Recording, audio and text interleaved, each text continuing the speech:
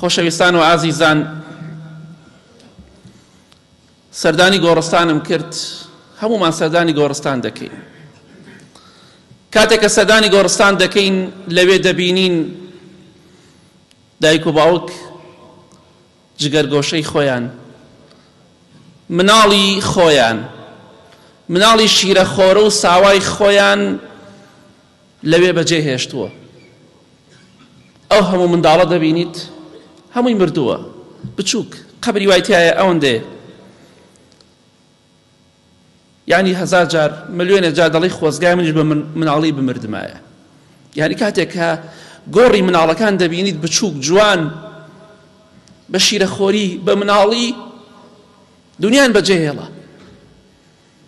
بەڵێ دەچیت ئەو هەموو دایک و باوکە دەبینیت مناڵە جگەرگۆشەکەی خۆیان بەجێهێڵاو لە ناو خۆڵ و دار و بەردە. بەڵێ ئەوان ئەو مناڵانە لە نازی لە باوەشی دایکیان بێبەش کراون، بێبەش بوونە لە باوەشی خۆڵدان. بەڵێ دایکیان بەجێهێڵا و دایکی ئەوان چاوەڕوانی ئەوەیە کە لە ڕۆژی قیامەتا بە ئیزنی خوا بە منداڵەکانیان شاد بنەوە. بۆ یەک گۆڕستان ئەو شوێنەیە کە مناڵی جگەرگۆشەی بچووکی خۆت لەوێ بەجێ دەهێڵی.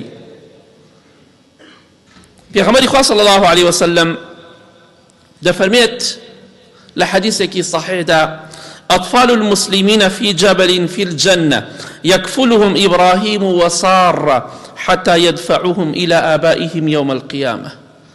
مناڵی مسلمانان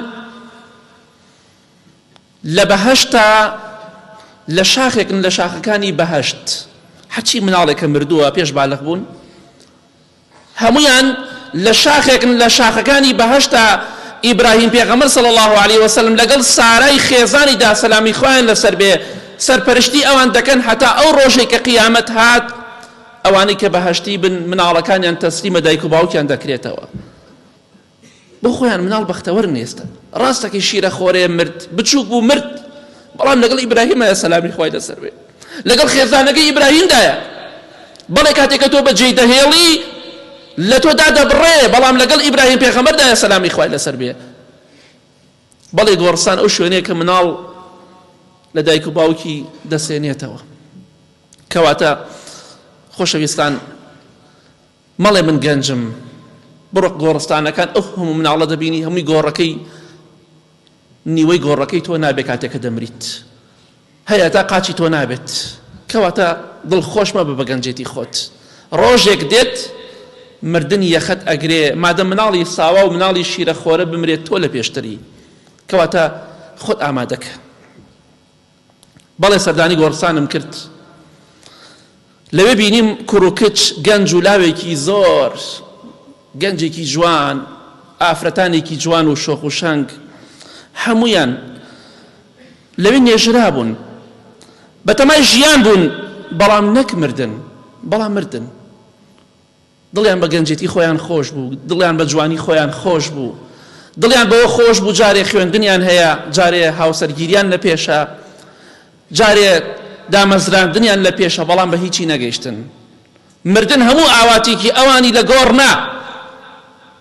بەڵێ ئەو هەموو گەنجە جوانە دەبینی بە کچان و بە کوڕانەوە هەمویان لە خۆڵەدا پۆشراو، خوالیان خۆش بێت.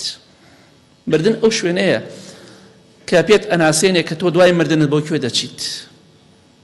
بە گەنجێتی خۆتا مەنازە، جوانی خۆت مەکە هۆکارێک بۆ فیتنە و خراپەکاری.